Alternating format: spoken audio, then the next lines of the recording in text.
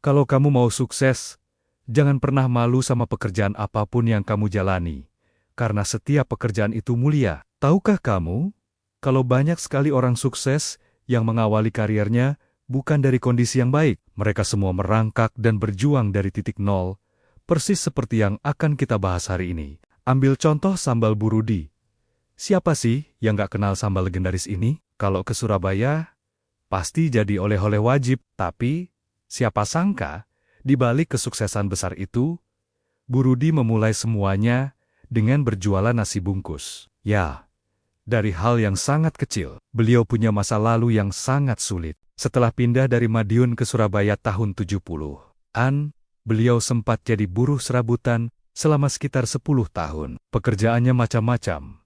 Bahkan pernah bekerja seperti asisten rumah tangga. Beliau bekerja keras dari pagi sampai malam dengan kondisi seadanya, hanya untuk bisa bertahan hidup. Perjuangan tanpa henti inilah yang akhirnya membawa beliau membangun bisnis kuliner yang sekarang begitu terkenal dengan 7 cabang usaha yang sukses. Kisah inspiratif lainnya datang dari Farida Nurhan. Kita kenal beliau sebagai YouTuber kuliner yang sukses besar. Konten review makanannya selalu ramai ditonton. Tapi di balik semua itu, ada cerita perjuangan yang luar biasa. Farida Nurhan dulu pernah menjadi seorang tenaga kerja Indonesia atau TKI di Singapura dan Hong Kong dalam sebuah wawancara. Beliau menceritakan kisah hidupnya yang dulu sangat miskin hingga sekarang sukses menjadi seorang miliarder. Padahal, waktu sekolah, Farida adalah sosok yang pintar dan selalu jadi juara kelas. Ia bahkan pernah berprestasi di kegiatan pramuka di era Presiden Soeharto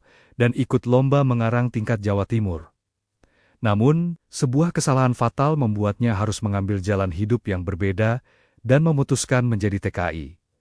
Tapi dari situlah, Farida bertekad untuk bangkit. Ia menjadi pribadi yang kuat, memperbaiki kesalahannya, dan tidak mau mengulanginya lagi. Semua gaji yang ia dapatkan saat menjadi TKI, ia gunakan untuk membangun rumah bagi orang tua dan anaknya di Lumajang. Dan lihatlah sekarang. Ia dikenal sebagai miliarder sukses, punya banyak apartemen dan mobil mewah.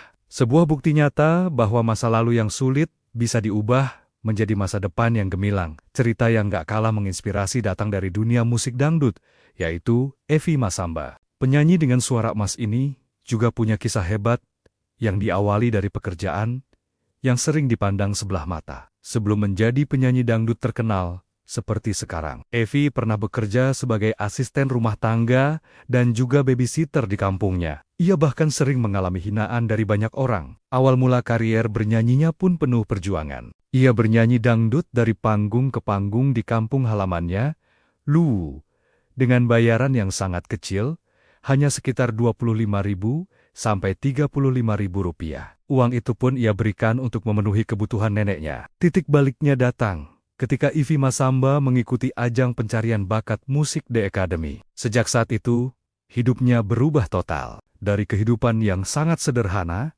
kini ia menjadi artis sukses. Evi sekarang memiliki rumah pribadi di Jakarta, berbagai aset lainnya, dan karirnya pun merambah dunia pertelevisian. Tidak hanya sebagai penyanyi, tapi juga sebagai pemain komedi. Perjuangannya membuktikan bahwa ia bisa sukses besar di perantauan, mengubah hinaan menjadi tepuk tangan. Dari Burudi, Farida Nurhan, hingga Evi Masamba, kita bisa melihat satu benang merah yang sama.